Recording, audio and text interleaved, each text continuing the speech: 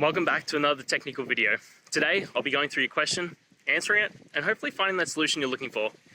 Guys, remember to stay just a little bit crazy, just like me, and hopefully you work through to that resolution. Let's get started.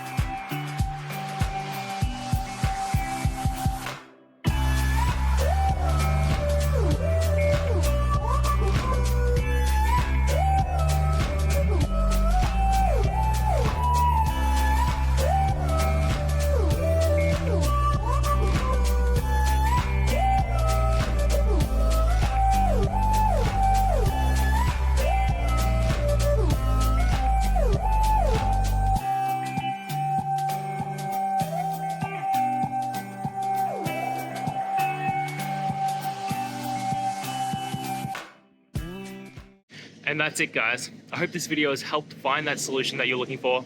And if it did, please hit the subscribe button. I'd really appreciate it. Now, until the next time that you need technical help, I hope you have a good one.